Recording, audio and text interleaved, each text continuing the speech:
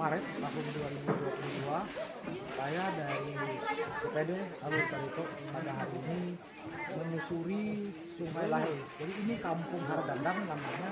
Ini kampung paling ujung di Desa Lahe. Tadi ada riam-riam yang kami lewati. Jadi ini adalah survei DPD Alur Barito di mana kita harus menelusuri wilayah-wilayah terpencil dan kita harus mengkaji bagaimana kehidupan masyarakat Dayak di sepanjang alur Sungai Barito dan masuk ke wilayah kampung-kampung di mana kalau di Barito Utara sangat banyak sungai, perkampungan yang berada dalam sungai. Kalau ini salah satunya namanya Sungai Lahe dan ada juga nanti Sungai Benangen, sungai Tewe atau Sungai Muara Tewe, ada juga sungai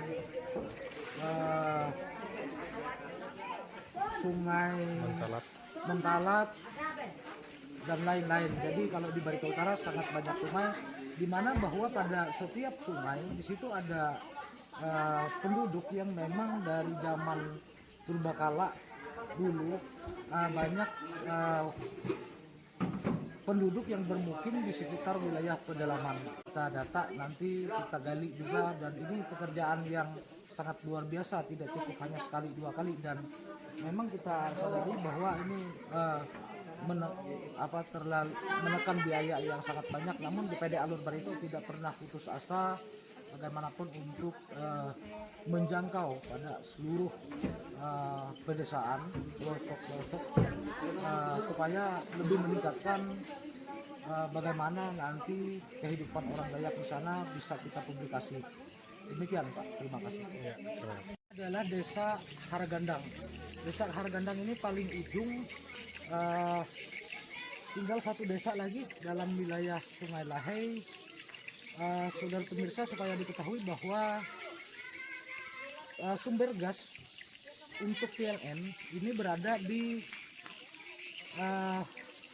wilayah Sungai Lahe atau di wilayah Desa Karendan. Setelah Desa Karendan baru Haragandang. Tapi yang mau kita bahas, yang mau kita jelaskan bahwa PLN berada di wilayah Desa Karendan, tetangganya Desa Haragandang, tetapi desa ini belum terlihat adanya PLN. Ini pembangunan yang lebih lucu.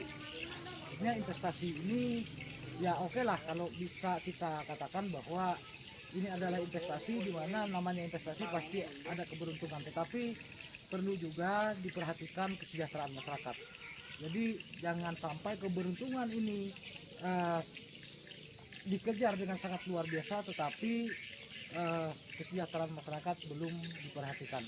Nah, coba lihat di sini belum ada tiang-tiang PLN. Nah, ini yang perlu juga nanti dibahas baik melalui pemerintah desa, pemerintah kecamatan, dan pemerintah kabupaten terkait dengan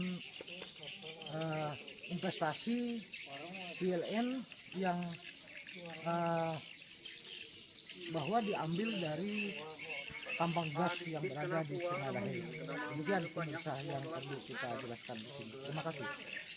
Nah, ini saudara pemirsa, boleh dilihat tidak ada tiang PLN di sini. Nah, belum ada tiang PLN. Semoga ini mendapatkan perhatian dari SKK Migas. Selamat sore Pak. Kalau Bapak ini selaku masyarakat atau selaku Pemdes Pak? Ya, Pemdes lah ini. Di bagian apa Pak? Apa? Kalau pemerintah desanya di bagian apa Pak? Ya, bagian staf. Bapak bernama siapa Pak? Pak Subhan. Pak Subhan. Kami mau tanya Pak terkait dengan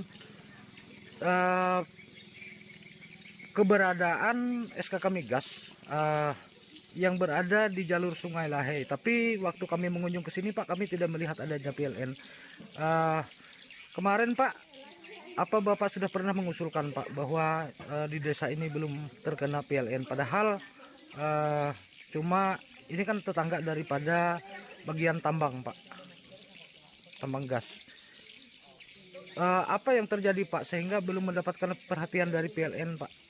Ya gini, itu tahun kalau nggak salah itu tahun 2019 kah atau tahun 2020 itu pernah sama Pak Camat, Pak Rosehan Camat Lahir itu kami turun ke Palangkaraya langsung ke Banjarbaru. Itu memang ditanggapi, soalnya beberapa tahun itu kan belum ada listrik yang ada masuk ke wilayah desa. Oleh sebab itu, oleh karena itu kan mereka memang wajib itu, seperti bilang Bapak tadi, wajib memberikan penerangan, istilahnya mereka mengambil gas itu kan dari wilayah desa kami, istilahnya desa Keranden ataupun wilayah Kecamatan Lahei. Namun itu memang sudah ditanggapi, namun ada masalahnya begini Pak, itu semua infrastruktur, istilahnya pemburungnya itu ke Haragandang itu sangat jauh. Nah sangat jauh, makanya mereka belum dapat istilahnya kesepakatan yang mau memasang ke tempat kami. Kalau pipa ataupun jalan itu juga masih bermasalah dan jembatan. Tapi kalau desa Murapari, desa Rahaden itu mereka sudah mulai bekerja Pak. Nah itu jawaban saya Pak. Alasan lain Pak, karena Bapak bilang tadi sangat jauh, padahal ini adalah desa tetangga dan wilayah kelola daripada tambang gas. Alasan lainnya Pak selain jauh, adakah alasan pengelola PLN Pak untuk belum menyalurkan PLN ke desa ini Pak? Nah kalau masalah kendala yang lain tiada ada Pak. Nah yang lain-lainnya nggak ada. Soalnya itu yang saya bilang masalah itu tadi. Misalnya targetnya ke desa Muara Pari itu umpamanya ini ya Pak 10 juta. Ke desa Haragandang juga 10 juta. Cuman yang mau mengambil kontraktornya itu Pak keberatan, istilahnya sangat jauh dan itu jalannya masih rusak Pak dan perlu bikin jembatan, contohnya di Sungai itu Pak. Nah itu sulit itu truk membawa tiang-tiang listrik itu masuk ke desa kami. Nah itu Pak.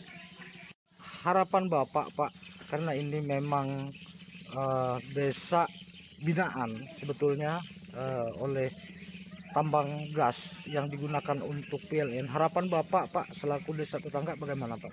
Ya kalau harapan kami sebagai masyarakat, yaitu langsung aparat desa mengharap secepatnya lah yang lain itu bagaimana caranya lugi-lugi dengan kontraktor itu supaya terpasang dan tersalur listrik itu ke tempat kami supaya kami juga dapat menikmatinya Pak. Soalnya masyarakat juga banyak yang bertanya, sudah berapa tahun ini kan mereka bekerja di situ, mengambil keuntungan di situ, tapi masyarakat desa Haragandang contohnya belum mendapatkan Pak.